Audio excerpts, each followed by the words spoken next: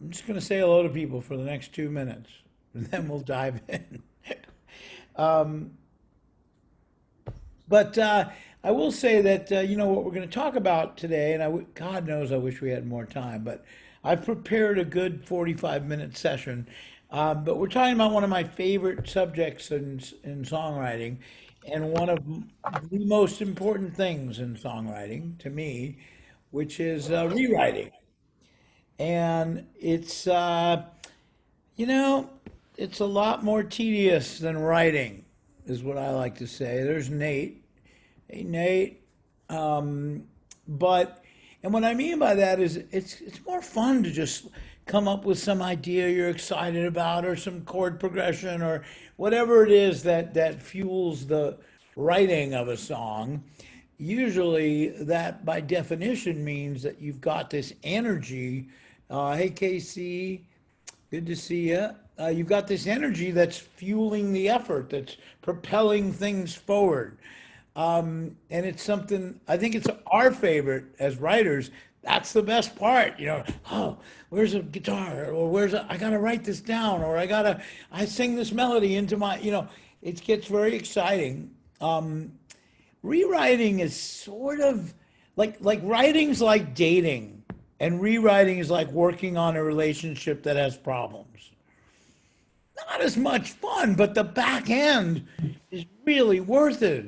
Like if it works out, if you don't leave the song and you stay together, then you end up with a better song.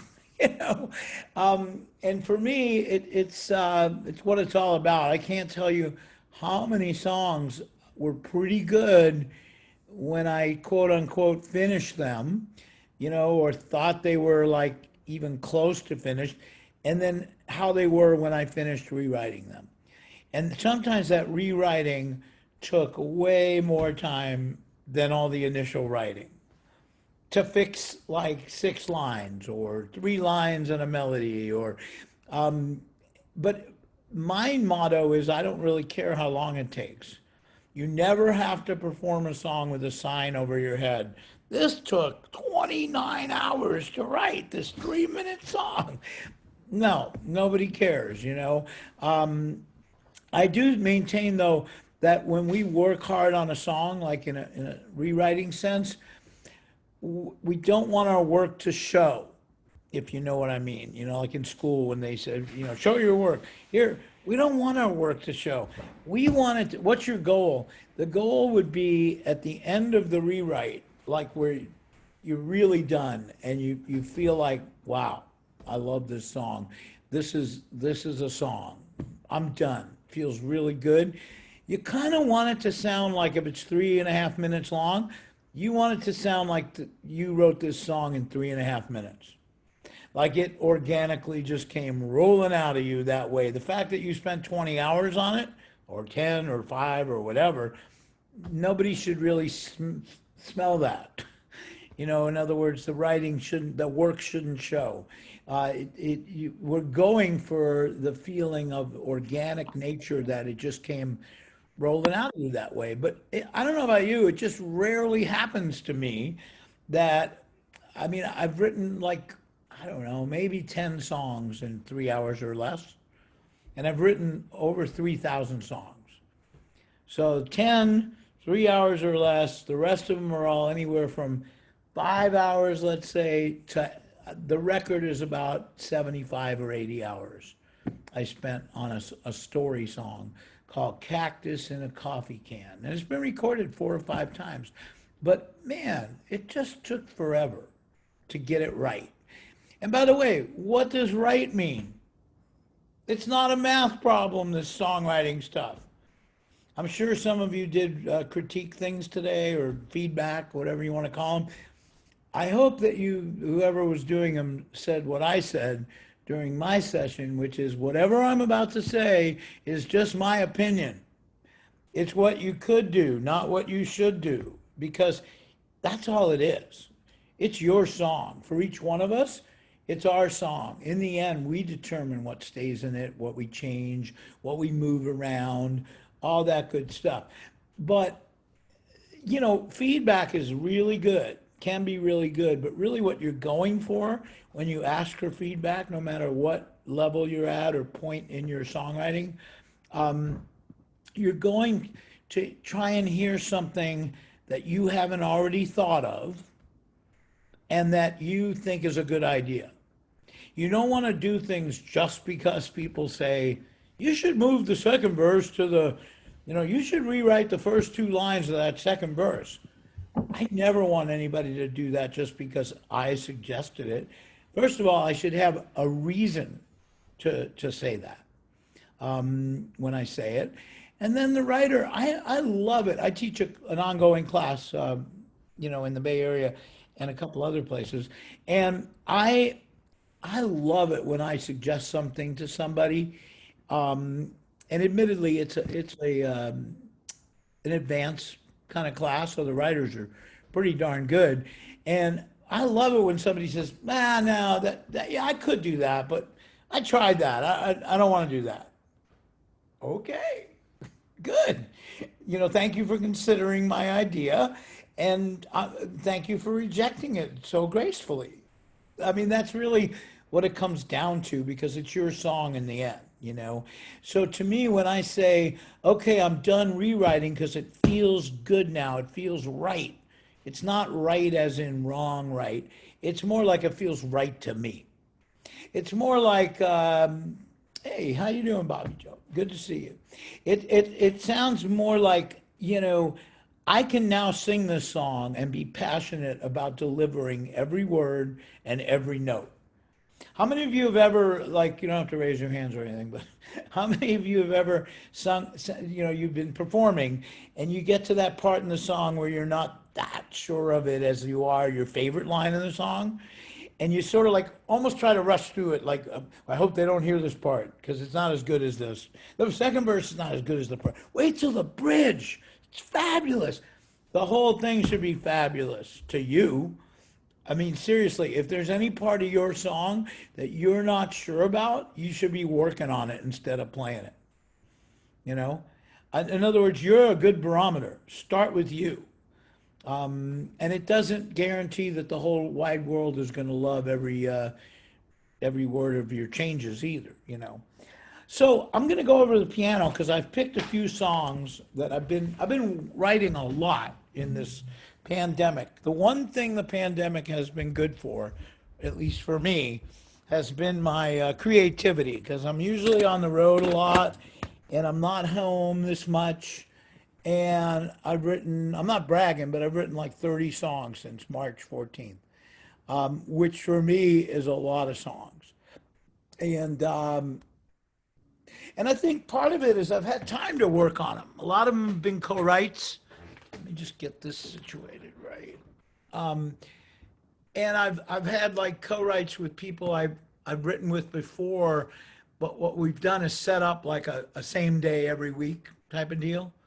Tuesday morning, 9 o'clock. I know who I'm with. And this is totally off our subject, but if you do co-writing at all, and if you're doing it online, I would suggest don't book 5 and 6 hours. Because often, if I go to Nashville or LA, I'm traveling there. And so most of the sessions are 5 or 6 hours. Break for lunch, but like, 10 o'clock till 1, 2 o'clock till 5. Forget that. Online, I'm doing like tops 3 hours. I don't know about anybody else, but the Zoom fatigue sets in a different way than the in-person fatigue.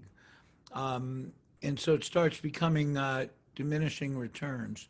There we go, a little better light. So one of the things that occurs to me about rewriting is why am I rewriting? In other words, as soon as I say, oh, I need to rewrite that. Has anybody ever said that? I need to rewrite that verse, that line, whatever, that melody heading into the pre-chorus. You know, I, I think that's great, but I think you should also say to yourself, well, why? As in, what am I trying to accomplish by rewriting it that I don't already have right now? Like, what's the goal? Because there are very different goals. one thing I always like to say is the easiest thing to decide to rewrite is something that really is god awful. We're all pretty good at looking down at our lyric and, oh God, that's hard. I need to rewrite that. That's not very good at all. What's a little harder are turning your sevens and eights into nines and tens, whatever that means.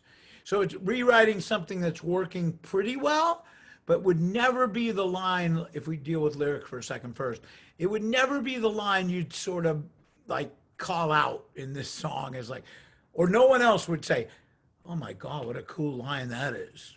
It's just serviceable. It works. Maybe it could be the best line in the song. It's possible, So I'm never afraid to spend a little more time before moving on to another song till the one I'm working on just feels really right. A couple of just little tips in general of what I feel like are reasons to rewrite lyrically. One is you basically like what you said, meaning the content is basically in the ballpark, but you maybe don't like the way you said it. So it's a little too heavy handed. It's not forceful enough. And I'll give you some examples in a minute. It like you're not trying to throw out the baby in the bathwater and try a completely different angle or concept. You've got that. You're just trying to say it maybe in a cooler way, or it sounds a little cliche, like it's been said before.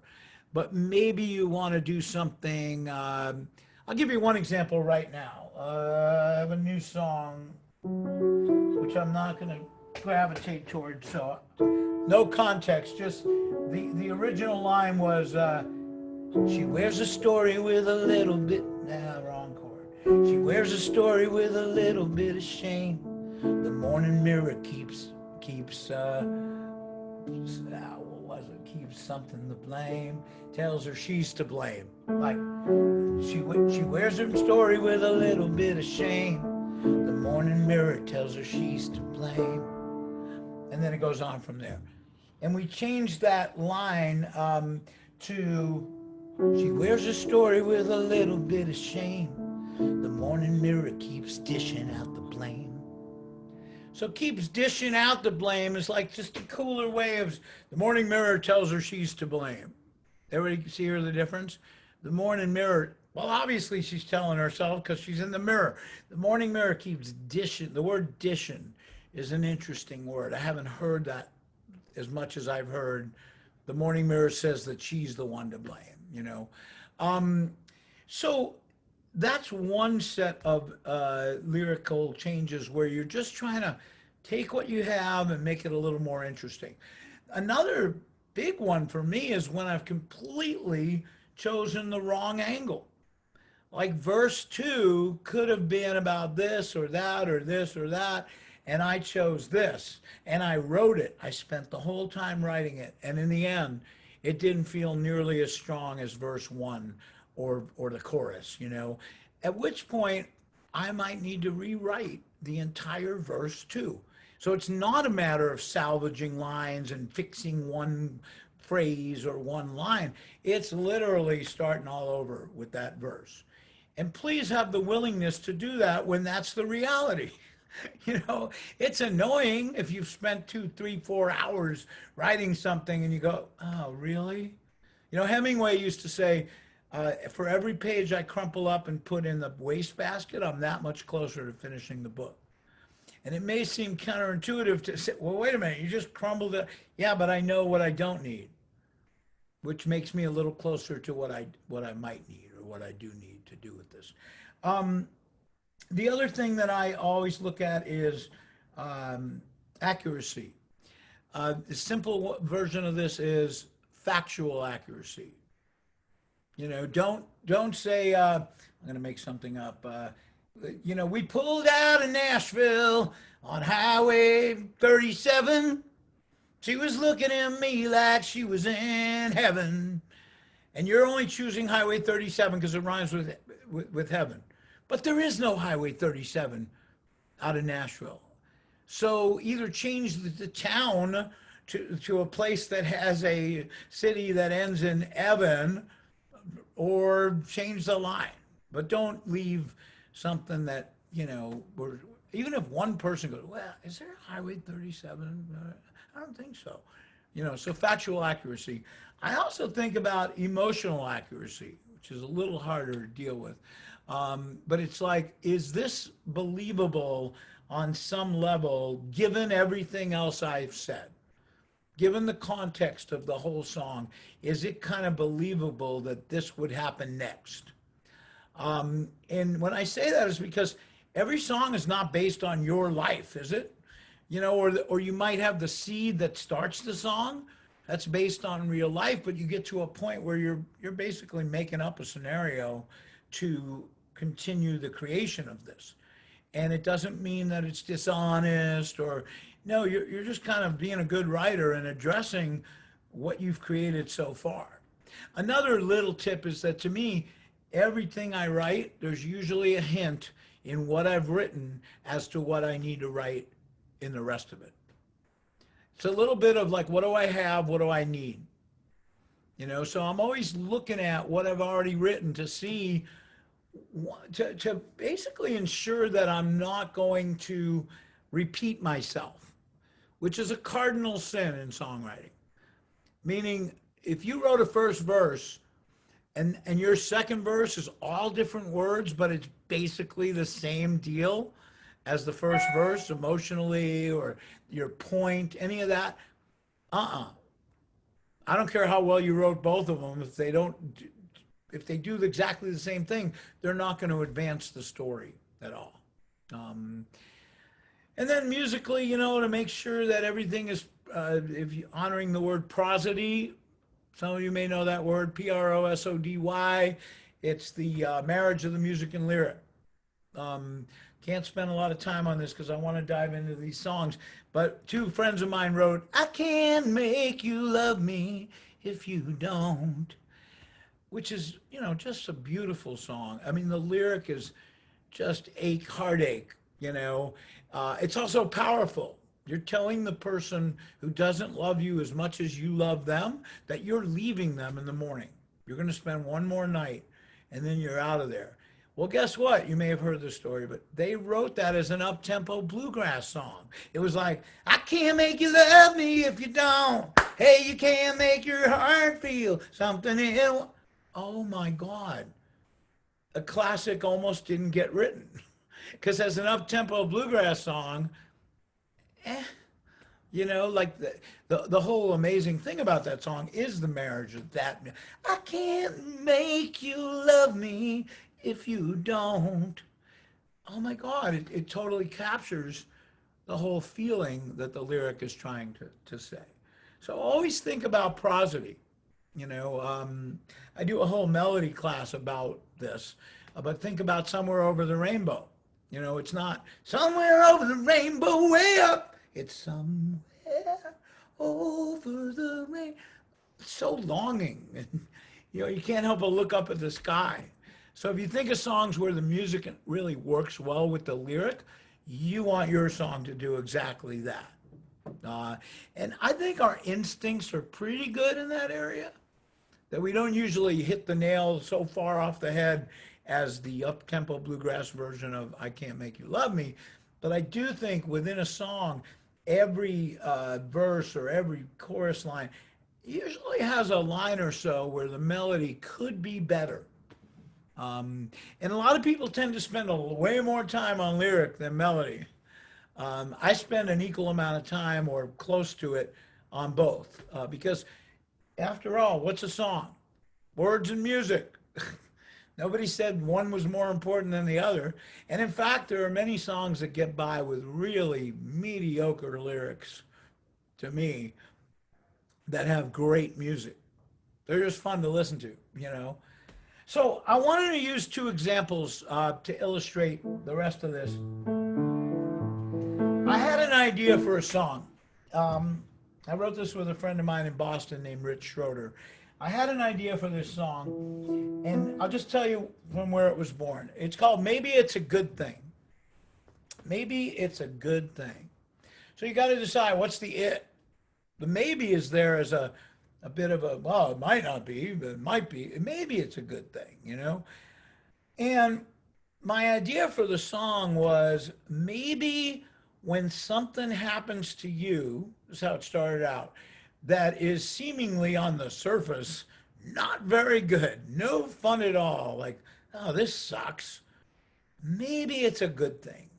Maybe like a year later, you'll realize that the world, life dealt you that blow to get you out of that situation so that things were going better than ever before. It's a concept. And then it morphed into a conversation. Has this ever happened to you where somebody says to you, you say, how you doing? And they say, oh man, I'm getting a divorce, or I'm splitting up with my boyfriend, girlfriend, whatever. Let's do that. I'm getting a divorce. And you're like, oh my God, I'm so sorry to hear that. But in your mind, you're thinking, that's the best news I've ever heard because your husband, wife, whatever, is a jerk. I've been praying for this day. Has this ever happened? Am I the only one this has ever happened? Does anybody know like a couple where you like both people, but you like one of them way better when the other one's not around? Come on, everybody knows somebody like that. So we wrote the chorus first. Oh, and by the way, just, whatever, in terms of method, process, I tend to write choruses first, if there is one, a repetitive chorus.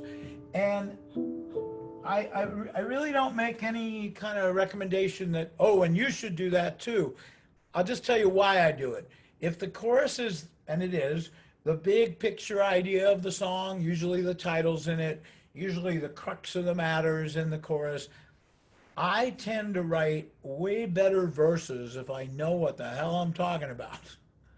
And I've got that chorus. It doesn't mean I won't go back, by the way, and rewrite a line in that chorus, but basically have the chorus down and then write the verses to help illustrate the big points of the chorus. That's easier for me than starting at the top of the page and then letting it kind of figure out what it wants to be when it grows up. And I say that with a little bit of like sarcasm, but I'll also add that I know people who start at the top of the page and write fabulous songs. Okay? So some of this, what's your method, has to do with who you are and how you do your best work. So this song, I wrote this chorus first. Maybe it's a good thing. Maybe there's a silver lining. The sun is always shining behind the clouds. Maybe on down the road, one more time. Maybe it's a good thing. Maybe there's a silver lining. Maybe the sun is shining behind the clouds. Maybe on down the road, you'll be riding on a rainbow. Maybe we're not meant to know how it's all gonna go down, turn out. Maybe it's a good thing. That's what we wrote. I mean, there was lots of rewriting on the way to that. And, one of the things we changed immediately, I was tired of all the maybes. I get really tired of things that repeat a lot or word a lot. So I wanted to get rid of one. I said to Rich, maybe it's a good thing. Maybe there's a silver lining. Maybe the sun is shining behind the cloud. So it's like 4 in a row before it stops. And he said, well, we could get rid of the third one. I said, okay. He said, you know why? Because the sun is shining behind the clouds. It's not a maybe. So that became, maybe it's a good thing. Maybe there's a silver lining. The sun is always shining behind the clouds. Maybe on down the road, you'll be riding on a rainbow. Maybe we're not meant to know how it's all gonna. And now all of a sudden, there's only ever two maybes in a row. I don't know if you could tell the difference, but when the fourth one, maybe on down the road, comes in, it felt a little better having not said it in the line about the sun shining. Just giving it that rest for one time. And then the next two maybes, there's still, by the way, 1, 2, 3, 4, 5 maybes, but there's two, break from it, one, break from it, one, which is always a little better than maybe, maybe, maybe, maybe, maybe, maybe. So that was really the only change we made in that chorus. And we started talking about a story, and I pointed to the line that said, you know, maybe on down the road, you'll be riding on a rainbow. Now, right now, it seems like we're singing to the audience. So that could be just advice for everybody, you know. Maybe we're not meant to know. By the way, the maybe also takes away the preachiness from it. You know, you can't say, and we're not meant to know how it's all going to turn out. Really, who are you? You're just some songwriter. You don't get to tell me how life is, you know. But if I say maybe, I'm qualifying it a little bit. Doesn't work in every song, but it seemed to work well in here. So, in the interest of time, I'm going to go right to the first verse as we wrote it. My sister called me up in tears, said we're getting a divorce. All he had to say after 7 years was he didn't love me anymore. I told her I was sorry. I said I feel your pain. I didn't say what I was thinking, but I was thinking it just the same. Maybe it's a good thing. Maybe there's a silver lining, and so on.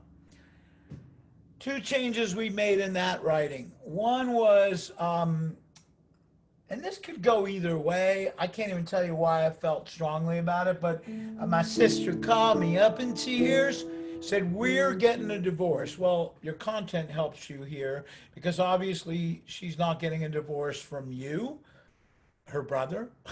So this verse, by the way, the challenge of it was all the pronouns and quoting and using, you know, you're the narrator and you're singing to the audience about your sister, but you're saying, said, we're getting a divorce. So you don't want anybody thinking you, the narrator, and her. So in this case, it's your sister. So that's good. We're getting a divorce, as in me and my husband. All he had to say after 7 years was he didn't love me anymore. I changed that to all he had to say after 7 years was I don't love you anymore. And I did it, I do know why I did it. I did it because it was more emotional. When you say, all he had to say after 7 years was he didn't love me anymore, that's fact sharing. Everybody get what I mean? But when you say all he had to say after 7 years was I don't love you anymore, you can feel that a little bit more, what it would be like for somebody to say that to you, at least for me. So it's the same exact thought, but said a different way. And then the other thing I changed was I said I told her I was sorry. I said I feel your pain. I felt like the feel your pain line was a little cliche-ish, and I don't know. I just can't imagine saying to my sister, I could say, you know, I'm sorry to hear that. I feel your pain, you know. And I said instead, I told her I was sorry. Said I've been noticing your pain. Which to me meant I could see for a while now you've been unhappy or things haven't been right. So I've been noticing your pain. And then this line was the key to get to the chorus, which was that thing I said before, but you can't say to the person who's just told you they're getting a divorce, that's the best news I've ever heard. And it was really hard to come up with this line, but I like the way we did it. I didn't say what I was thinking. But I was thinking it just the same. Maybe it's a good thing. Maybe there's a silver lining. The sun is always shining, and so on. Maybe it's a good thing. But notice how we have not said it to the sister yet. We've just shared it with the audience from the narrator. So I know you haven't heard this song. What's the second verse? What could the second verse be about? We got to do this quickly, but raise your hands if we probably shouldn't do this. There's too many. They could put it in the chat, Steve. Oh, it's in the chat. They could put it in the chats. Tell them. Oh, like, that's a better right idea. Just put it in the chat if you have an idea. By the way, I'm not looking for ideas. I've already finished this song. Back to Seskin's rule of two. Yeah, it happens. You know, what happened between the sister and the husband? Okay. The pandemic could be a good thing. Well, that's a whole other song. Giving sister hope to go on. It could be about losing a job. Okay. I'm gonna just dive into it. We came up with this idea that was a little in left field. And it goes like this. Daddy loved to tell the story about how me and my, Dad loved to tell the story about how he and my mama met. Oh, God. I always have to remember like what we didn't use sort of deal. Dad loved to tell the story about how he and my mama met, about that girl who broke his heart, but how he had no regrets. He says I ought to thank her for walking out on me that day, 'cause 3 years later, you and your twin sister were on the way. Maybe it's a good thing. Maybe there's a silver lining. So I use the sister. We already know that it's his sister, the narrator's sister. So Dad loved to tell the story. I'm paralleling the sister's divorce with a different generation. Dad loved to tell the story. The only change we made in this, by the way, about how he and my mama met, about that girl. I said, we can't have two abouts. We changed it to Dad loved to tell the story, how he and my mama met. Or how he and mama met. About that girl who broke his heart, but how he has no regrets. He says, I ought to thank her for walking out on me that day. Because 3 years later, you, the narrator, and your twin sister, the woman who got divorced in the first verse, were on the way. Meaning I never would have met your mom if my college girlfriend didn't dump me. Type of deal. Maybe it's a good thing. You know, so what have I done here? I'm giving you the listener an example of something that started out really badly but turned into something good. And so then we had the chorus again. Maybe it's a good thing.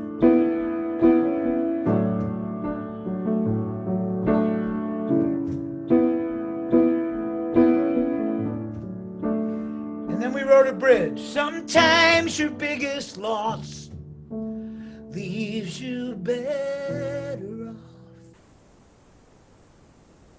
Yeah, maybe it's a good thing. Maybe there's a silver lining. Chorus again. And then, as I often do, we looked at the time. And don't hold me to this, but it was somewhere between 2:45 and 3 minutes. I think it was 2:42, something like that. And I said, well, if we add a little solo, this could be verse, chorus, bridge, chorus. Done. Yeah, but I felt like we were shortchanging the song. You know, I felt like, well, sometimes your greatest loss, like Dad, leaves you better off. Well, yeah, look, he met the love of his life and had 2 kids. Great. And that the sister, like, so we don't know yet, but use your imagination. It might happen. Kind of, something might happen good out of that divorce. It kept me up at night. I was like, cheating this song. And so finally, I said, but I like the bridge. I don't want to like change the bridge into some longer story. I'm always like hesitant to write a third verse in a song. I don't know why. I just don't do it very often.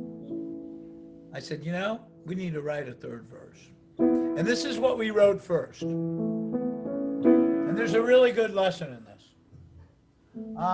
So sometimes your good is lost, and maybe it's a good thing. Here we go. My sister met this guy at work. They've been going out for a while.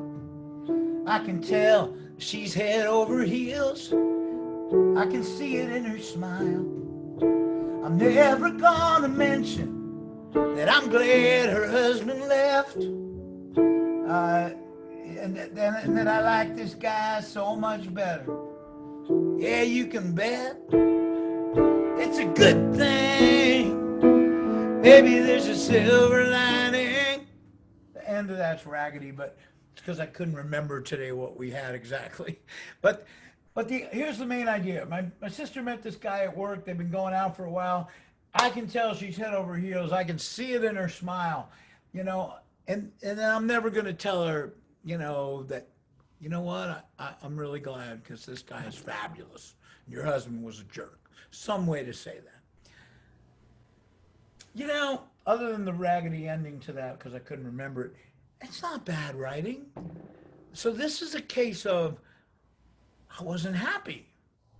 And you know why I wasn't happy? Because it felt like I call it the way too pretty a bow on the package. It's like, oh, we're going to prove my point by having the sister fall in love with somebody, and it's fabulous now. So you see, I'm right. It's not maybe, it is a good thing. Well, first of all, that's not true of every situation. That's being so manipulative to me. And I said, it's too concrete. What if we kind of eased off it a little bit? And by the way, if you were writing this song and you loved that verse and called it a song, okay, here's what I did. Maybe it's a good thing.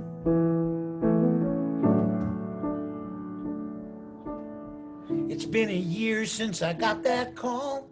My sister's doing okay. She found a new job that she loves. She's finding her own way. There's a guy at work who keeps smiling at her, but she's not ready for that. But something tells me pretty soon she just might smile back. Maybe it's a good thing. Maybe there's a silver lining. The sun is always shining. Everybody see the difference? One is she met this guy, they're going out, they're in love, it's fabulous.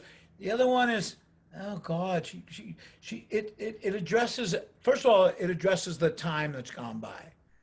It's been a year since I got that call. Could have been 6 months, could have been 2 years. We chose a year. My sister's doing okay. She's got a new job that she loves. She's finding her own way on her own. There's a guy at work. All this came from the line, I can tell she's head over heels. I can see it in her smile. There's a guy at work who keeps smiling at her. She's not ready for that. Like, whoa, no, not happening. But something tells me that the narrator's always entitled to his or her point of view.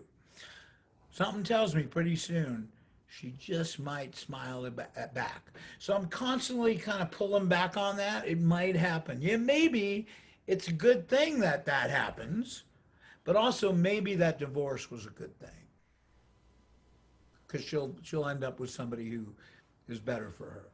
So all of this comes down to a personal choice, but I give myself a lot of choices when I'm writing because I just feel like it's my best ticket to coming up with the best finished product. Do I do this about every single line in the song? No, not on a, I have to look at it and go, What would I lay down and die for? What is that feels really good. That pre-chorus, that chorus, the first two lines, they feel really good. I don't know about that line. And you've all felt that about something in your work, right? That's the line. You should never ignore that voice. Your art is worth another hour, two, three, four, whatever it takes to fix that thing that's bubbling up in your stomach going, yeah, we should never settle, especially when you're dealing with your own barometer. Why? You know. So I know we don't have a ton of time. I want to go to this other song because this wasn't a. So that was an example, by the way, of completely throwing out the third verse. And yeah, I salvaged the smile thing from it, but I mean, I had to start all over. It was a very different intent. This was more of like a order thing and a tweaking thing. So this was an idea I had. I won't even tell you the title.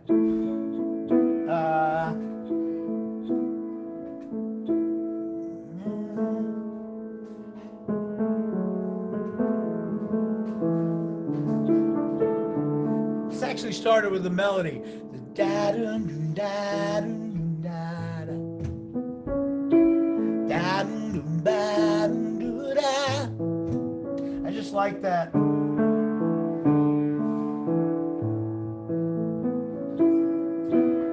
So anyway, and I had an idea for a song, and what we wrote was they came from all over the country to pay their respects to my Uncle John.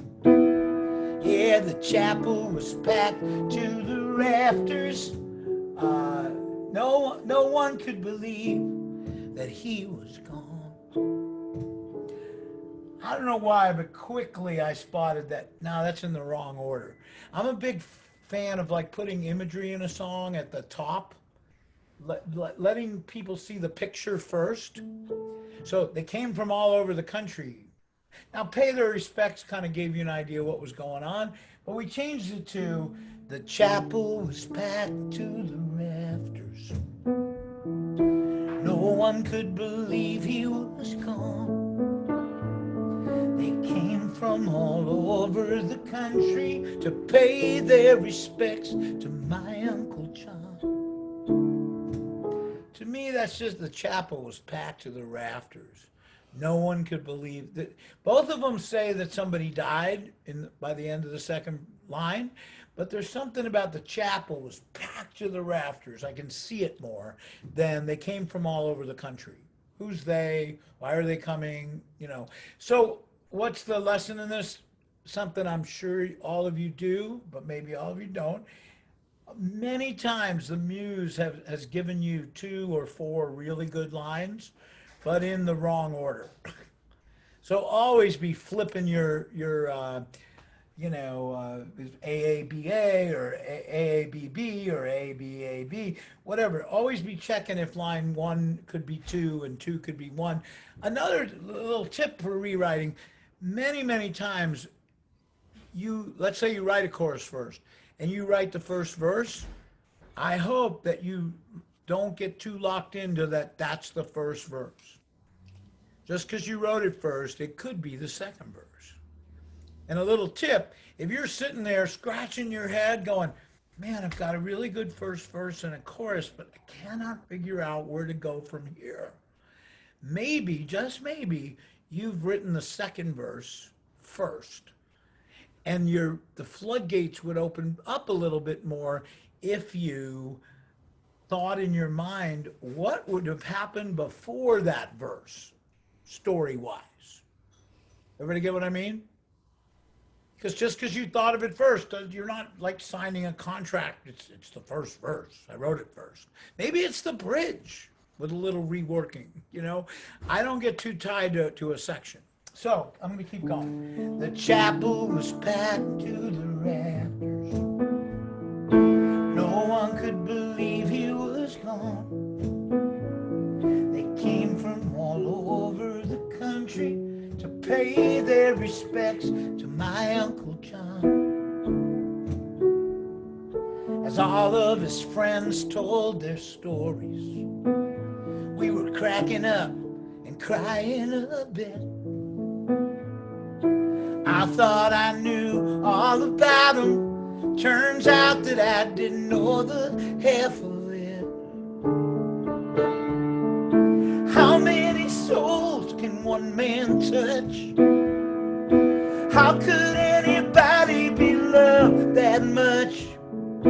I always wanted to be just like him, and I'm hoping someday I will.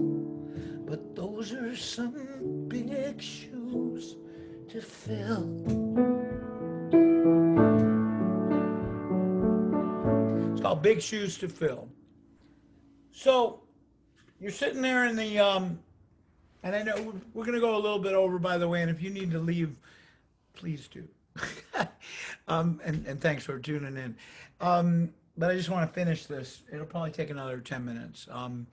So, you know, to me, if you've ever been to a memorial service, not like the funeral where everybody's in black sort of thing, you know, the more like what I want when I go out, like a big party kind of thing.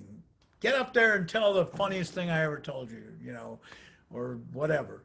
And I've been to a few of those, and it's always interesting to me when the person who died you knew really well, but you didn't know the half of it. Like, it turned out they knew a lot of people really well from different walks of life that didn't know each other. Anybody ever known somebody like this, you know, where it's like, oh, those are his golfing buddies. Really? I didn't even know he played golf. Those are the guys he went to college with over there, you know, whatever it is. And you're just sort of sitting there in awe of like all the people. That's where the chorus came from. How many souls can one man touch? How could anybody be loved that much? You're sitting there going, oh, wow, this is amazing. I mean, I always really loved my Uncle John, and he meant a lot to me, but like he meant a lot to a lot of people. And so we're sitting there trying to figure out how to write the second verse. And here again, it's another narrator song, which I write all kinds of songs, but these two happen to have that in common. And I started writing like something like, you know, I don't remember it now, but those are some big shoes to fill. He had a loving wife and 4 children that he raised up, and they're all doing well, type of deal. And he was really successful in business and something but he'd never be the one to tell because he was really humble and I was like, oh, you know, it just was getting boring to me. And so instead, I decided to do the same thing, but if I'm talking about how busy the chapel is, and there's a key line in the first verse. Remember I said sometimes what you've written tells you what you need to write? As all of his friends told their stories. We were cracking up and crying a bit. You know, it was making us laugh, cry, and everything in between. I said, well, wait, how about if we do the second verse via those people? And so I'm just going to play you what we wrote in the interest of time. Those are some big shoes to fill.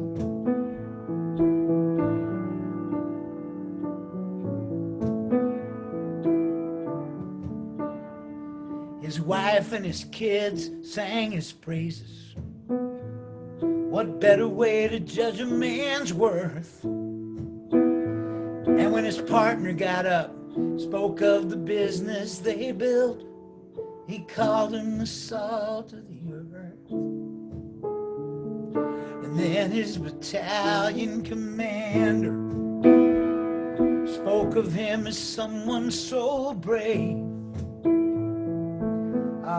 That Medal of Honor meant so much more when we heard how he got it from the soldier he saved. How many souls can one man touch? And went back in and changed the soldier line. Oh, originally is that Medal of Honor meant so much more when we heard how he got it from the guy he saved. And we changed guy to soldier. From the soldier he saved. One, because I like the alliteration of soldier and saved.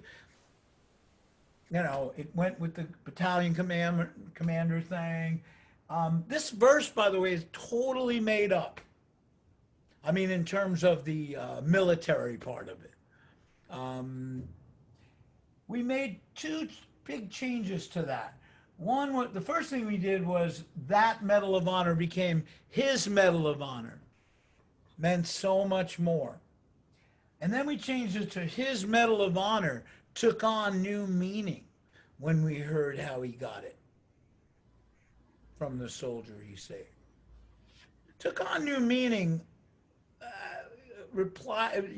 kind of applies to the medal, as opposed to meant so much more to me, but we don't get to say to me. So it meant so much more took on no meaning, which is just like a little wrinkle. But then we also said, the line that bugged me in that verse was, then his battalion commander spoke of him as someone so brave. I said to myself, would I ever say to someone, spoke of him as someone so brave? This is a conversational verse. His wife and his kids sang his praises, and then the narrator says, what better way to judge a man's worth? And when his partner got up, when his partner spoke of the business they built, he said he was the salt of the earth. And then the original line was, then his battalion commander described him as someone so brave. And I'm picturing the guy standing up there going, he was someone so brave. Really? Is that how you're going to put it?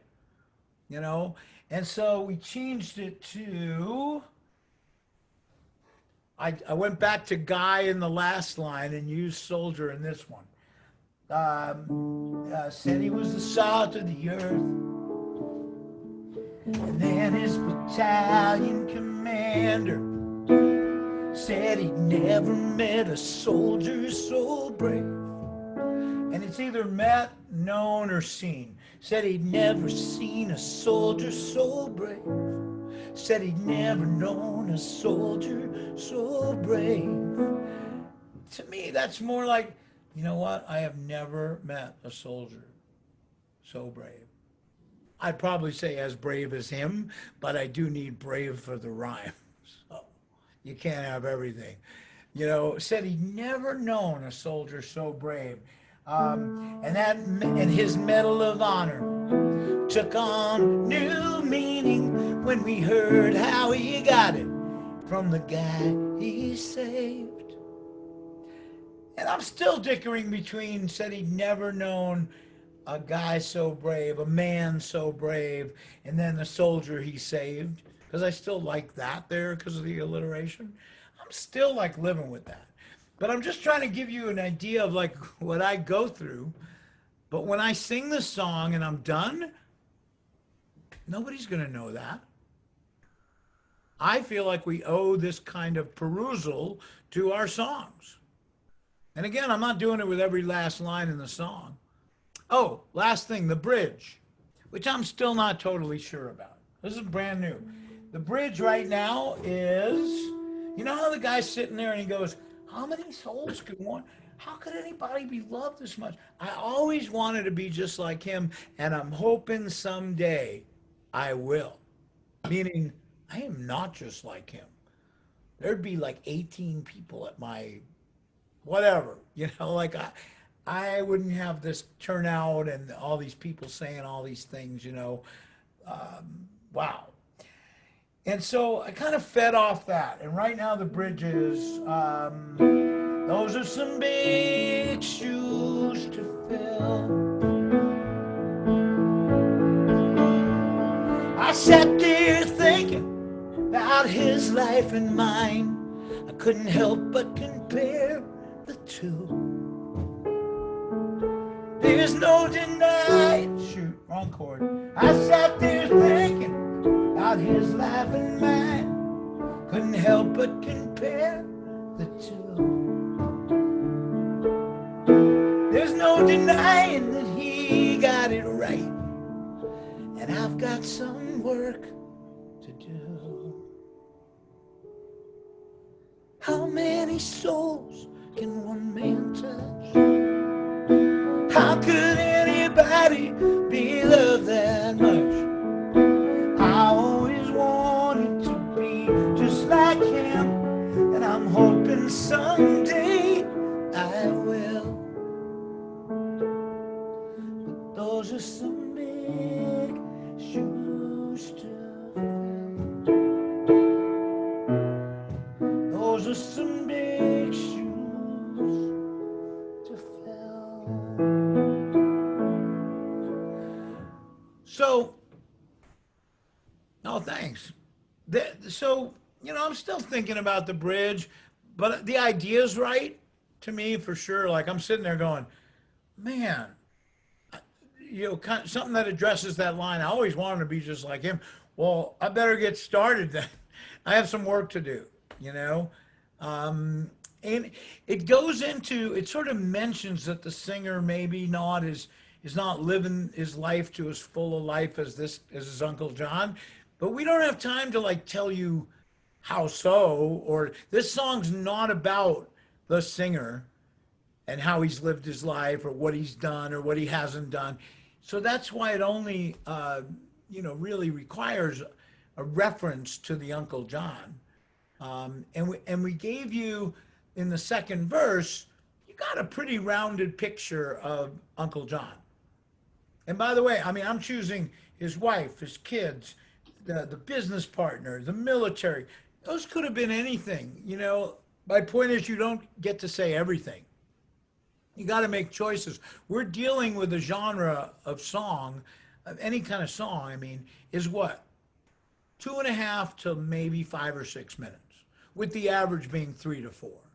So I always say the good news is I don't have to write a 500-page book. That's good. I don't have to write a 3-hour movie screenplay. The bad news is I have to tell the story of a 500-page book in approximately 20 lines of lyric. That's what we get usually, if you don't count the repeating of a chorus, or about 20, 16 to 24 lines in most songs. That's a challenge of economy,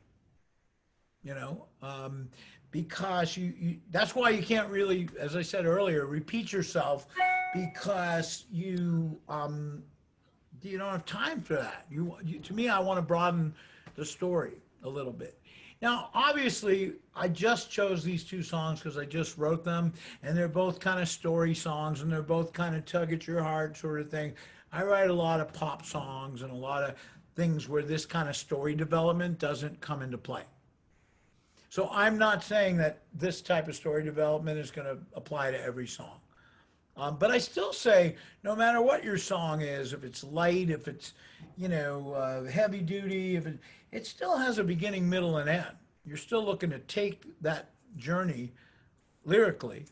And we didn't have time to go into musical rewrites, but I spent just as much time messing with those, So if you have any questions in your mind when you're writing a melody, put it down on a piece of tape and then try 4 other things. And if you can't sing 4 other things to those chords and either beat the melody you have or decide that the one you have is the best, maybe you have the wrong chords. Start subbing some chords out. One of the biggest things of rewriting musically are chord subs. Putting in a 6 minor instead of a 4. Putting in a 2 minor, putting in if you write more jazzy sort of things, I just used a chord in a song. I know we're out of time, but I'm still going to show it to you because I'm so proud of it. And I wrote it with a jazzer woman in New York. I never could have written this chord. The chord is, it's like an old kind of jazz standardy. You can do it for, shit, let's see. It's called Do It For The Love. You can do it for the money. You could do it for this fame, or because you've convinced yourself gotta play the game. Do it 'cause you have to. Ah, but that would be a shame. And what we wrote originally is, why not just do it for the love? 2 minor, 5 with a 7 in it, 1. And she said, do we really have to go to that 5 with the 7 in it? And I go, well, what else are we going to go to? And she said, how about, and I said, okay, how do I play that? And what we ended up with, you can do it for the money, do it for the rain, do it 'cause you have to. Ah, but that would be a shame.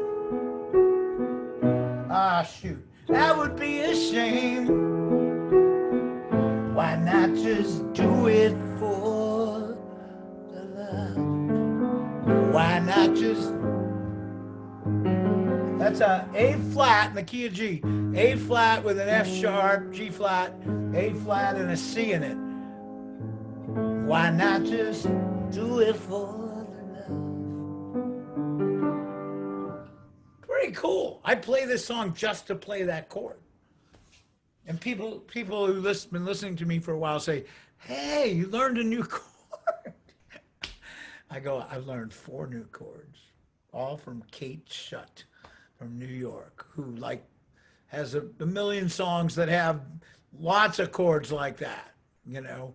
So when we write together, it's kind of a hybrid of jazz meets folky singer-songwriter, 1, 4, 5, 6 minor, 2 minor, 3 minor kind of deal quarterly. So we are out of time, and I really thank you for tuning in. The only other thing I would tell you is that I used to do classes all the time for West Coast songwriters for years. Some of you, Jim is here. Several people who've been in those classes are here. And then I kind of stopped doing them because, well, one, I was busy running around the globe. I have a program I do with kids called Kids Write Songs, and an assembly program on my song called Don't Laugh at Me, trying to teach kids how to be kind and respectful and friendly and inclusive and do service in the world and all those good things. And anyway, I just got to the point where I stopped doing those classes, except for one that I've done for 30 years at my house, which is a invitation only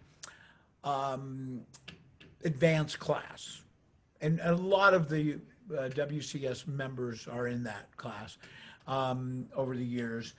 And then I do another class like that in the South Bay. But they're all with writers that I've known for years, and I know their work, and they're not for people who just started writing a song last week, which I love, by the way, that someone started writing a song for the first time ever last week. But for me, it's if you put somebody like that in a class with somebody who's been writing for 25 years and totally knows what a chorus is, what a verse is, rhyme schemes, all that kind of stuff, it gets harder to teach, you know, because of the different levels in the class. So anyway, all I'm saying is, now with pandemic land, which looks like it's going to be here for a while, I hate to be the bearer of bad news, in terms of what I do, in terms of, you know, venues getting back to full speed, in terms of, I'm doing a couple of things with schools online, but most of them have been canceled, you know, because it's really hard to do what I do not in person. So I am teaching more. I'm doing two advanced classes online and 1/3 advanced class online that's all over the country. If you, two things. One, I'm thinking about doing a class. I wouldn't say it's not advanced, but it would be more open to everyone.